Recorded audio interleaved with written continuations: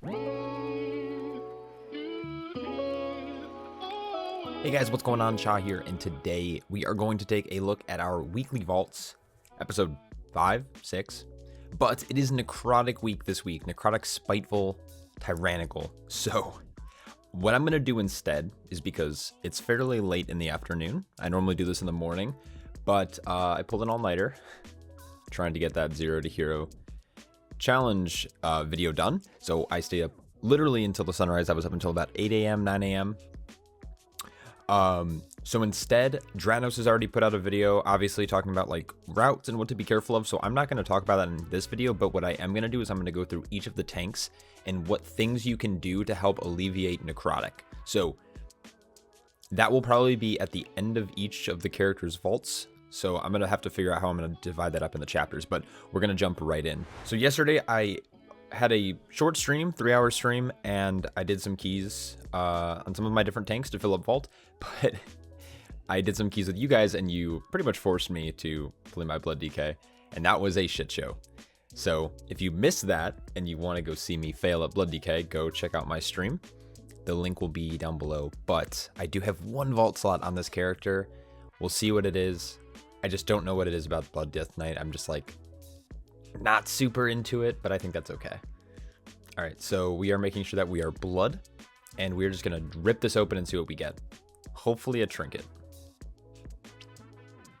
Ah, nice, a belt. And I already use Unity. So fucking typical. I don't know if this is even worth it. Like, is it like inverse mass, heavy mastery? Unfortunately not. That's okay. So, thank you for making me suffer through that key. That was a shit show, and it was there was no reward. And I have the same belt in my bags already. Awesome. So, really quick though, talking about Necrotic for the Blood Death Knight, there are a few things you can do. Obviously, most Blood Death Knights, and I shouldn't say most, like you can play a lot of different covenants. Kyrian File is amazing for Necrotic stacks this week. Very, very A tier. Also, Necrotic has been nerfed several times since its first inception in the Mythic Plus community. So, Necrotic actually is fairly easy to drop since it only lasts now for 5 seconds. But a very good talent that's worth taking this week is Grip of the Dead. This is going to reduce the movement speed of the enemies in your Death and Decay by up to like 90%, and then it diminishes. But by the time you can drop stacks and get away, that diminish is still going to be a 50 to 40% slow, which is you're easily able to kite out of that. Also, don't question my talents. When it comes to Covenants, if you're running Mika Nikos, which is the 3rd Soulbind trait in the Kyrian tree, he has two of his first powers either will auto use the file when you get low health. Not sure if that's worth running. It is a potency conduit, or there's one that knocks enemies away. So that one is going to be kind of useful because one, it's not going to eat your file up right away as soon as you dip to a low health, which is common among the Blood DK player base to kind of jump up and down. But you'll also be able to knock enemies away from you and then drop a Death and Decay and run, dropping Necrotic stacks. Well, the Kyrian Fire would do that anyway, so I guess that's not really that big of a deal. But if you are taking like heavy fire, it's a great option as well. So let's move on. So next we have the Paladin. I was able to get 4 keys done on the Paladin, so I should have 2 vault slots. I am capped on coins, so if I want to take coins, I have to commit to taking a socket or buying flux. I would probably take the socket. I just don't really have anything great to socket. I just have a few heroic pieces, so we're gonna have to see what we get from our vault. These tokens of merit that I've been pulling from my vault for the last few weeks, it's a unique 12, which means that you can only hold 12 in your bag or on your person or on your character at a time. So I'm gonna have to open this up as Prot. We're hoping for maybe like a scale or something, or anything that I can socket ideally. So we got high haste, low mastery pants, which could be a little better, and then I got crit haste boots. That's actually the boots I definitely wouldn't take, but I think I would actually take the pants, despite already having decent pants on that are just flip stats. So I have low haste, high mastery, and my haste is sitting around 25%, which I think is actually fine. What I can do though is I don't really actually think I want the pants. What I'm gonna do is I'm gonna buy this socket here. It's gonna use up 6 of my coins. I can then socket, I could socket these bracers, or I could socket this haste verse ring. I think I might go with the bracers though, except I already have these. Like, that's why it's such a kind of a pain in the ass decision. I'll probably end up socketing this ring. I don't want to spend actually too much time talking about it. So here's a few things that Paladins can do on Necrotic Week, though.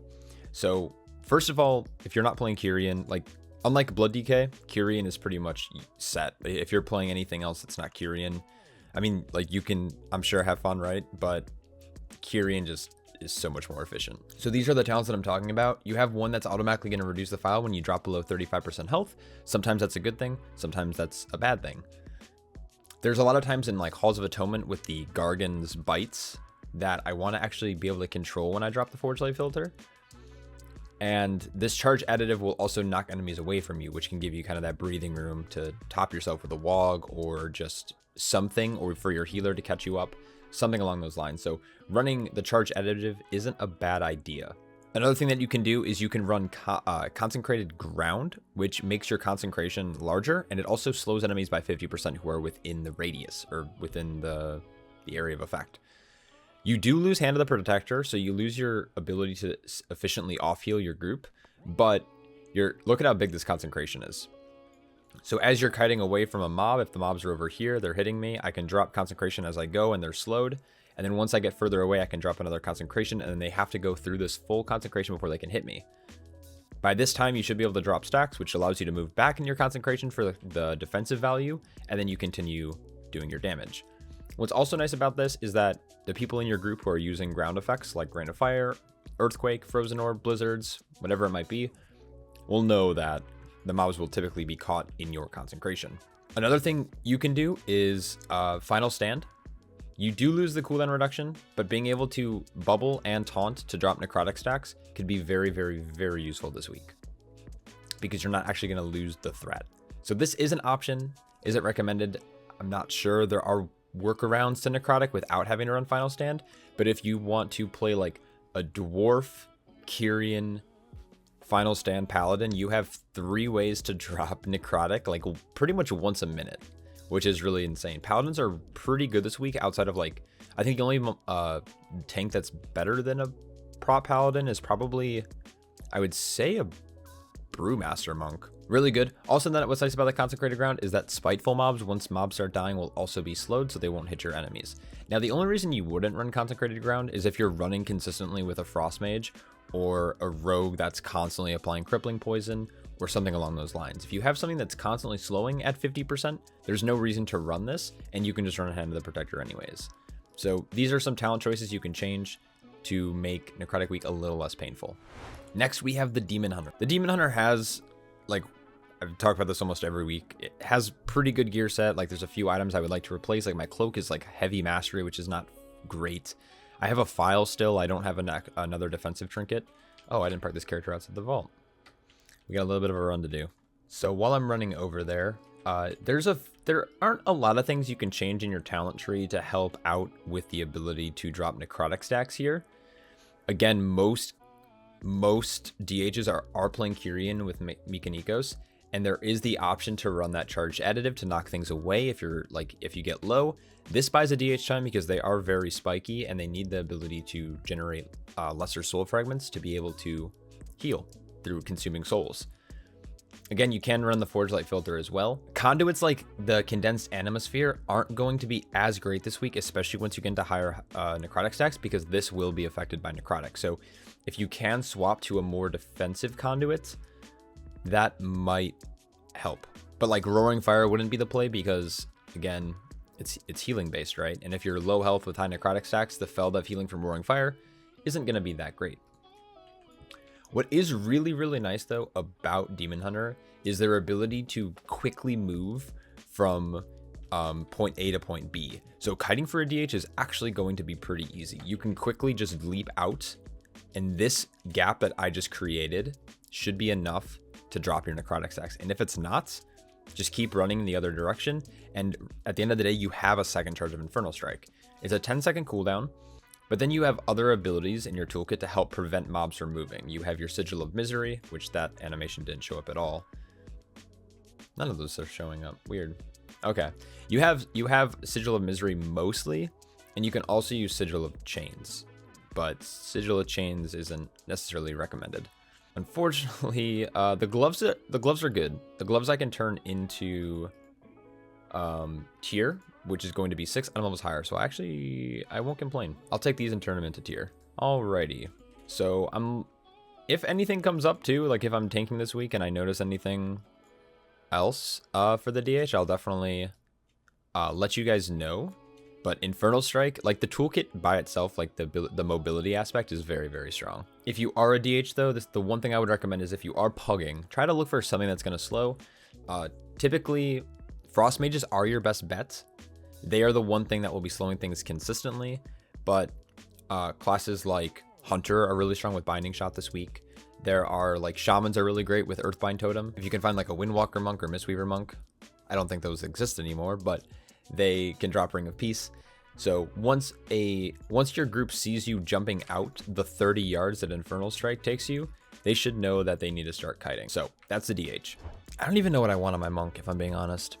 There are very few items that I need. I've been doing some hierarchies on my monk 26s at this point.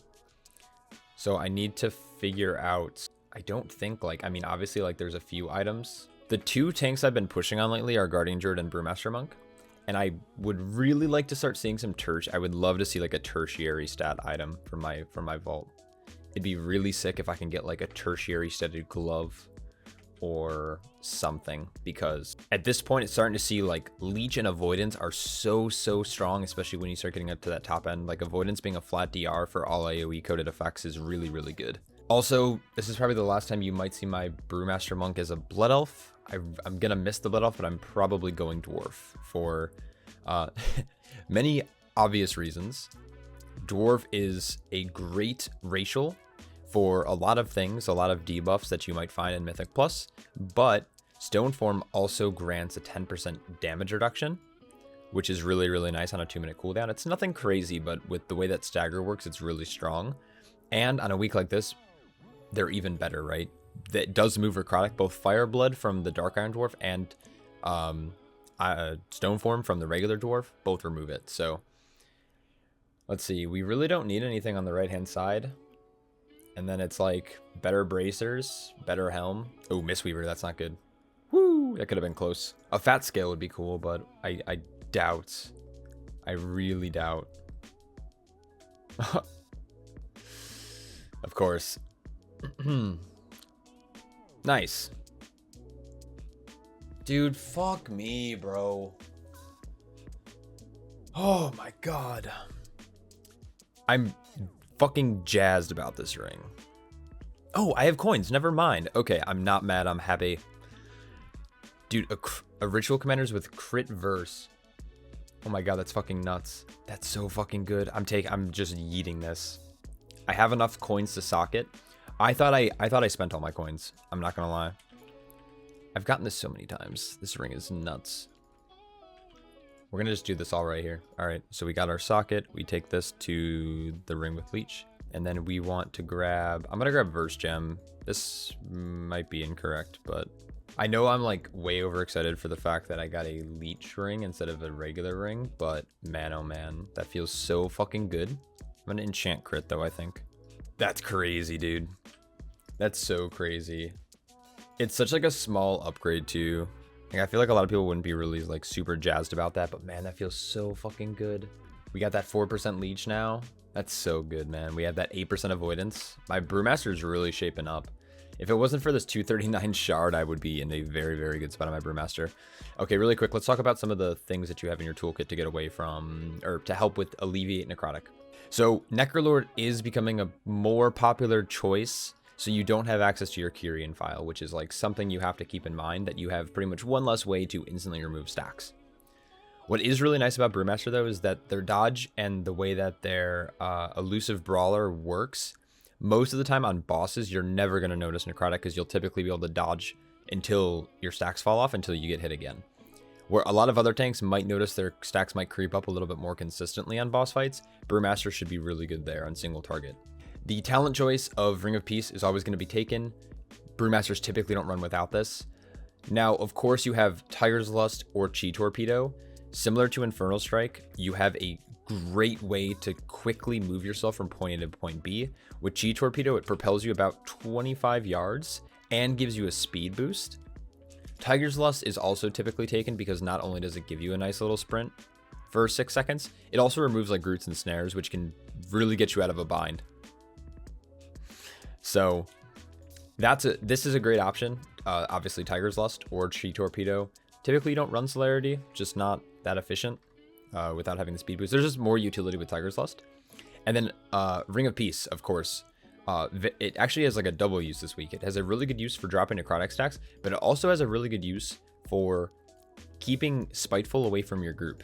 Being able to drop a Ring of Peace and like hug on the edge and throw keg smashes, but also make sure your melee aren't getting hit by Spiteful or range. Keeping everything stacked inside of a Rain of Fire or a Blizzard. Very, very powerful tool. All right, we have our Warrior. I obviously just posted the challenge. If you haven't watched it yet, go check it out. I put a lot of work into it, and I think it's pretty good, but I don't know. My opinion is different than other people's opinions. So we got 8 keys done last week. We got a bunch of like 17s and 16s, and then I think my lowest key I did was a 14, and I did exactly 8 keys. So I'm gonna have 2 15 slot items or 2 78 items, and I'll have one 275 item, which I'm okay with. It's better than not having like any 278 items at all. So we're gonna open this up as prot. There's a few things that we are hopeful for.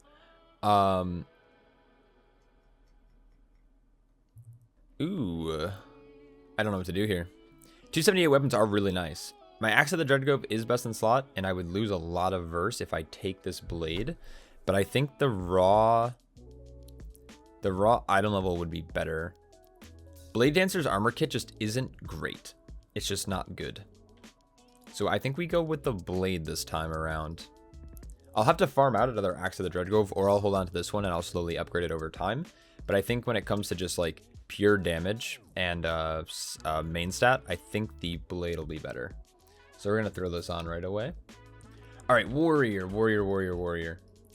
Oh, AoE stuns are huge this week because they can buy you a couple of seconds, right? So Shockwave, very, very strong. Using this and then getting away buys you about 2 seconds, which means you only have to be out of combat for about 3 seconds. Warrior's also really nice because they actually like running in and out of combat a lot with their legendary reprisal. More often than not, you'll find them intervening their allies to get out of combat to get a shield block and then charging back in. But now this time they can actually use intervene to quickly get out. So intervene can, as long as your range is in a good position, can quickly get you about 30 yards away. You obviously have heroic leap, which I can't do right now because it's on cooldown for another 10 seconds. But outside of that, they don't really have much. What could be worthwhile for a warrior this week, which isn't bad. Now, of course, when it comes to the very, very top end of play, it might not be worth because of how tanky Necrolord is. But it is very possible to play Kyrian. It's very possible to go Mykonikos. And he offers, of course, the Kyrian file as well as the knockback or auto use. So this could be very, very strong. Now, what's really nice about Warrior is that most of the time they can negate most physical damage. So very rarely are you going to drop to low health very quickly as long as you're shield blocking and using your mitigation properly. But until that point, you're going to be super stable. And then when that happens, you're going to drop below a nice health. And then all of a sudden it will auto use. So this isn't actually a bad take this week. And just remembering to use your heroic leap to yeet yourself out of there. That's pretty much it for Warrior. Now, again, I might be missing some stuff on some classes because I don't main a lot of these. I just play them casually for fun. So if there is a suggestion, please leave it down below. Druid has access to a very good toolkit for this. You have things like Mass Root. You have Typhoon typically when you're playing Balance Affinity, but even if you don't play Mass Root and you play Resto Affinity, or not Mass Root, if you don't play Balance Affinity and you play Resto Affinity, you have access to Ursul's Vortex. I will talk about that in a second though. We're going to just roll Guardian, I think, because a nice scale would be cool. You know what? Fuck it. We're going to go Feral. No, did I raid that? I didn't raid last week, so we're going to go Guardian. I really want like a cache. A cache from Zymox, like a mythic cache would be super sick, but I didn't raid last week on this character. Ace Mastery crit verse leech. Higher crit, lower verse. I can probably mess around with some stats. What are with my fucking main tanks getting leech? Thanks, Blizz. Oh, I'm actually running this ring. I didn't realize I was running this ring. Oh, cool. I'm gonna just replace this then. Unfortunately, though, I don't have a socket this week to put into it because this character very rarely takes coins. So we're gonna grab this ring, Crit versus Leech. It will replace my currently equipped one probably next week unless I get like some crazy cracked vault. Sick. Okay, awesome. Anyways, what was I talking about? All right, so we have talents. So mass entanglement here, very strong. Bounce Affinity has access to Typhoon. You can blow mobs back. Remember that your Mangle and Maul applies Infected Wound. Infected Wound actually slows targets by 50%. So it makes it a little bit easier to kite. What you should be doing is like tab targeting around to make sure you are applying Infected Wounds to certain mobs, especially if you're not running with a slow in your group. But the easiest way that I found as a Guardian Druid is just back up, Typhoon, and then run. This should typically drop your stacks. Kyrian isn't a bad play for Bear. So if you want to try Kyrian out, if you want that extra little safety net of having a file, feel free to go Kyrian. What that would look like, by the way, I do have Kyrian set up. I just have to go swap really quick. So you typically, you run Mechanicos.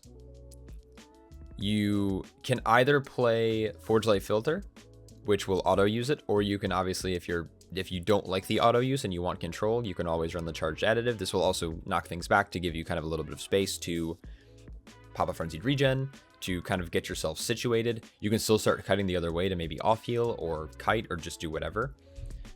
But the extra file is really, really, really useful here. When you are bonding with a player, you can either bond with yourself to give yourself the... Here, I need to put this back on my bar. I haven't played Kyrian in a hot second. If you bind with yourself, this actually becomes a damage taken reduction. So you can actually reduce your damage a fair bit on a 1 minute CD.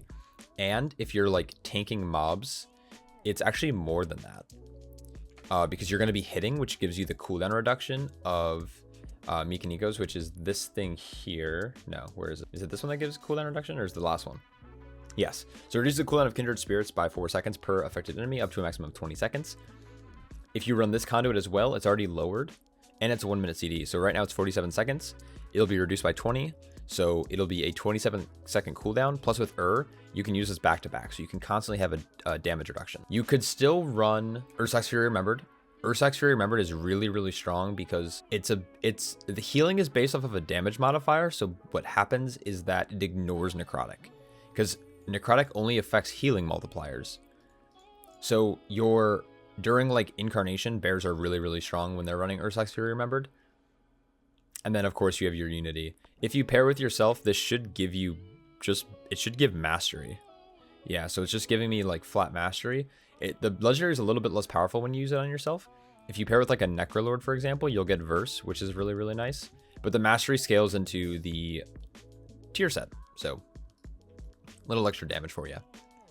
But outside of that, that is a sick mount, man. I need to go and buy this. The bundle was released today for Dragonflight, so we should be seeing that at the end of this year. I'm pretty excited to start beta testing. I hope I get access to it early. I got early access to Shadowlands, so it was really fun to be able to test that. So we'll see. But that's pretty much it. I'm not going to talk about routing or anything like that. Tyrannos has already done it. It's already late in the day. But I hope this helps. If I miss anything about any specific tank, let me know down below, just so like other people have access to it, because again, I might be missing something. I'm kind of like fast firing just some things that come to the top of my head when I think about Necrotic week and that tank that I'm playing. So hope you guys enjoyed. Good luck this week. Not the worst week in the world if you can figure out how to negate Necrotic, but yeah, just good luck out there. All right, catch you guys in the next one. Take care.